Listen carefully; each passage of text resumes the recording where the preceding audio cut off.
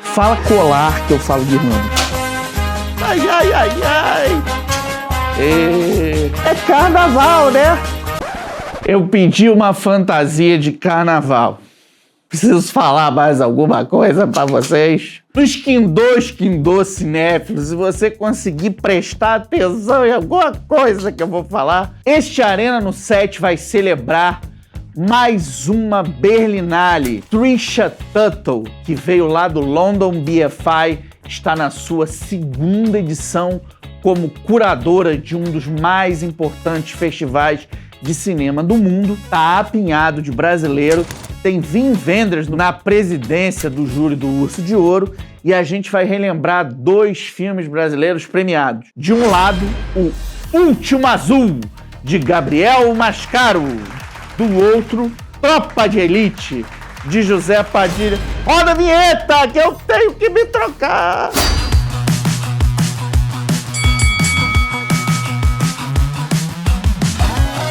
Ficou muito ridículo ou ficou engraçado? Acho que o grande legado que a Berlinale deu para o cinema ao longo dos seus 75 anos de história até aqui foi, primeiro, reinventar o lugar da Alemanha como uma potência fomentadora de cultura. A gente não pode esquecer que alguns grandes filmes de outras nações tiveram patrocínio, suporte germânico, principalmente a Semente do Fruto Sagrado, um dos achados de Cannes em 2024, que concorreu ao Oscar 2025, e é uma das grandes reflexões sobre a violência estatal no Irã. Do lado brasileiro, a gente tem muito a agradecer a Berlinale, porque grandes vozes autorais do nosso país, lembro, por exemplo, Suzana Amaral, lembro, por exemplo, de filmes como Vera, um desempenho antológico da Ana Beatriz Nogueira. Tudo isso ganhou notoriedade mundo afora por conta da Berlinale. E, de fato, Central do Brasil teve ali o seu pavimento de arranque para o mundo. Então a gente está falando de um elemento fundamental para a economia do cinema. O nosso assistente, minha diretora Bia Mussi, o João, estava me lembrando que o foco do boxe no Brasil, vídeo popó, é a Bahia, que tá no carnaval no fervo. Lembrando aqui que essa guirlandinha aqui eu comprei a R$2 em Bom Sucesso. Minha terra, meu planeta, é um pouco para abrir os caminhos aí para todos os orixás se divertirem na folia e a gente se divertir junto. Olha só, galera, o carnaval coincide quase sempre, quase todos os anos, coincide com a realização de um dos mais importantes festivais de cinema do mundo. A Berlinale, que hoje tem como sua diretora artística a curadora e programadora Trisha Tuttle, americana radicada na Inglaterra e consolidada na sua profissão pelo London BFI, é um dos 3 top festivais do mundo: Berlinale, Cannes e Veneza. O sistema GG, o grupo dos 7 dos grandes festivais, é Roterdã, Berlinale, Cannes, Locarno, Veneza, Toronto e San Sebastián. Esse super sistema, 7 grandes festivais. A Berlinale, que existe desde a década de 50, ela é um terreno de invenção onde a política, grandes temas que fervem as reflexões geopolíticas do mundo alcançam um protagonismo. A Berlinale tem focos diferentes, sessões diferentes.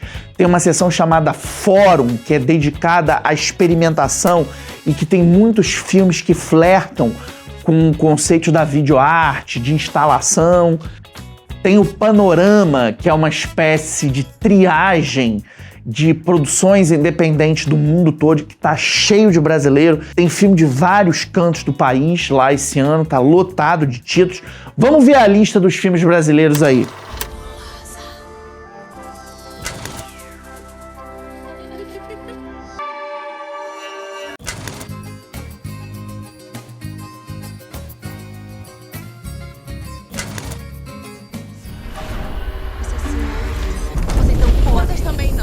A gente não vai mais servir vocês. Nunca mais. Ainda nessa configuração da Berlinale tem a mostra Generation, que é voltada para retratos da adolescência e da infância. Todo ano tem Brasil lá. Em 2025 a gente foi laureado com uma menção honrosa lá nessa sessão Por Hora do Recreio da Lúcia Murat. Enfim, esse ano a gente tem animação, tem uma espécie de ensaio documental da Elza Cafai. Enfim, tem muita coisa, tem muita coisa potente. O ponto mais simbólico da Berlinale é a disputa pelo Urso de Ouro, que historicamente, inclusive, abriu espaço para muitos concorrentes de Oscar. Ganhadores da estatueta americana como Rayman, como Sangue Negro, por exemplo, Em Nome do Pai, tiveram um destaque muito grande na competição oficial de Berlim, que historicamente sempre abriu suas telas para o nosso cinema.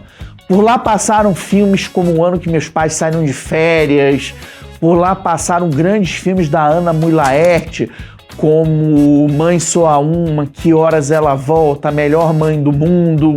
Este ano, a competição é presidida pelo alemão Wim Wenders, conhecido por filmes como Asas do Desejo, como Tão Longe, Tão Perto, como o excelente Perfect Days, que deu a ele uma mega visibilidade e indicação Oscar, por Buena Vista Social Club.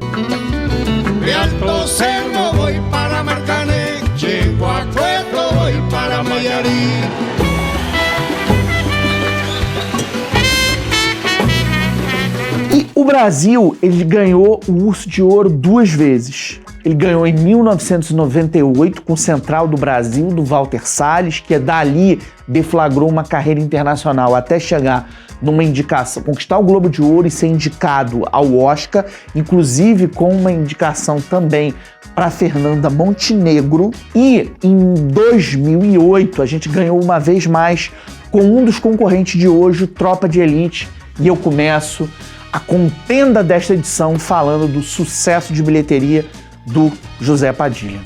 Independentemente da polarização esquerda, direita e centro que o Tropa de Elite criou, a gente está falando de um dos maiores sucessos da história do cinema latino-americano. E é um sucesso que não pode ser medido por vias convencionais. Vou explicar para vocês. Oficialmente, o Tropa de Elite vendeu cerca de 2.700.000 ingressos. Ele foi a maior bilheteria de 2007 em circuito, o ano que os únicos blockbusters foram ele e A Grande Família, o filme. Foi um ano assim com muita dificuldade para o nosso cinema e ele veio como um arrasa-quarteirão.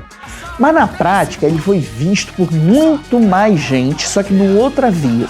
Já avisei que vai dar merda isso. Aconteceu o seguinte, o primeiro Tropa, ele foi pirateado, vazou uma cópia de dentro para a produtora. Essa cópia mobilizou um mercado alternativo e legal de DVDs piratas. Na época o DVD estava na moda ainda. Tem gente que fala que pelo menos 10 milhões de pessoas viram um filme em DVDs. Como é que se contabiliza isso? Boca a boca. Mas, obviamente, essa contabilidade é meio furreca, porque significa, às vezes, um mesmo DVD passou por várias mãos. Eu sei que o Brasil inteiro repetiu os bordões do Capitão Nascimento. Pede pra sair! Pede pra sair! Pede pra sair! Pede pra sair, senão você vai sair debaixo de porrada! O Capitão Nascimento, Beto Nascimento, é o personagem imortalizado pelo Wagner Moura, nesta produção que dialoga com escritos do sociólogo, do cientista social Luiz Eduardo Soares, pensando o papel da segurança pública a partir da ação da Polícia Militar e do Batalhão de Operações Especiais dessa mesma unidade, da mesma polícia, que é o BOP. Eu jogo lá, ele joga aqui, eu jogo lá, ele joga aqui, a garra da carne. Eu não quero saber se é a solução que você tem que resolver. Mas, coronel... Estamos conversando. Sim, senhor. O Capitão Nascimento é um oficial do BOP que numa crise por conta não só do nascimento do seu filho, mas por uma ação que ele empreende em que ele acaba culminando na morte de um jovem cuja mãe vai chorar o corpo, ele fica muito abalado, entra numa crise com síndrome de pânico ferocíssimo, resolve sair, ele precisa de um substituto. E aí ele vai treinar duas figuras interpretadas de um lado por André Ramiro e do outro pelo saudoso e genial Caio Junqueira, que nos deixou cedo demais, era um grande ator. Dias. Fala aí, Léo. Deu merda a parada, meu irmão. Qual foi? O que houve, cara? O filme acabou se tornando assim um case no país e inspirou uma sequência, Tropa de Elite 2, de 2010, que vendeu cerca de 10 milhões e meio de ingressos. Foi um fenômeno incontestável e também passou na Berlinale, só que fora de competição. Tira essa roupa preta. Tira essa roupa preta que você não merece usar.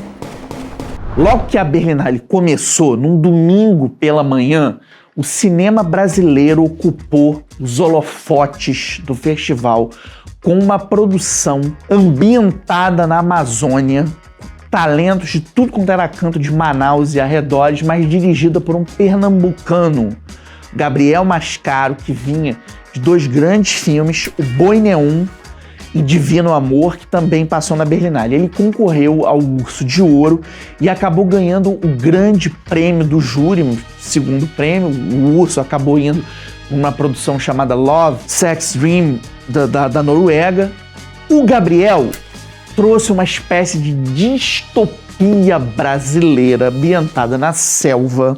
E a história tem a ver com uma interdição à liberdade dos idosos 70 a mais. Todo mundo que passa dos 70 é condenado a campos de concentração para a terceira idade.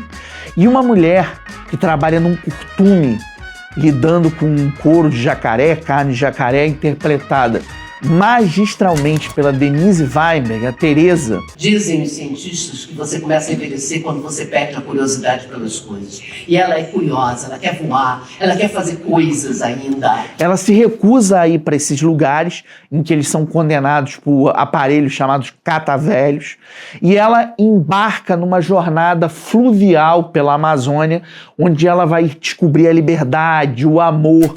E um barqueiro de coração partido, interpretado pelo Rodrigo Santoro, é fundamental para esse périplo que ela faz, um périplo que no seu cume tem uma Maria Bethânia redentora, garantindo uma catarse brasileiríssima para o nosso público. A Berlinale foi um soco no peito, é um filme impecável.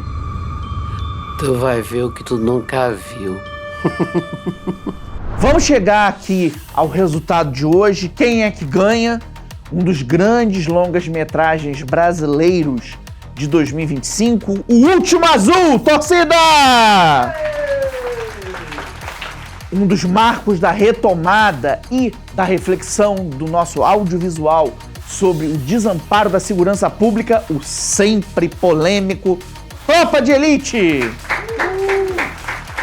O ganhador é Tropa de Elite.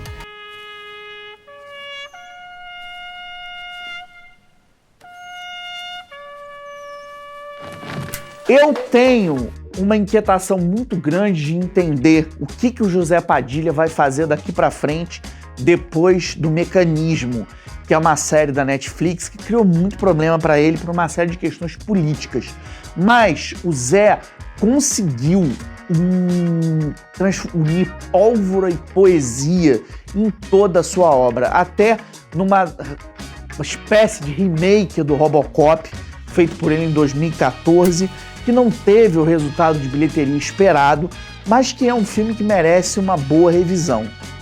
Que o Padilha filme logo a maneira dele e que traga aí toda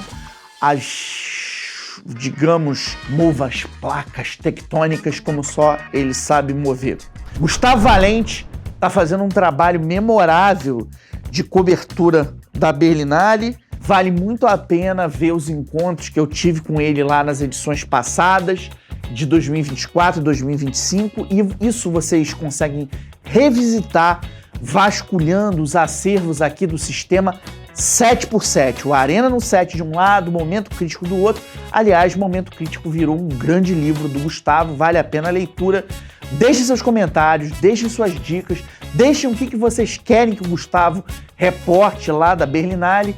E, sobretudo, eu acho que vale destacar aqui, a gente está vivendo um ano cinematográfico de grandes criações, mas também um ano rico para toda a cultura.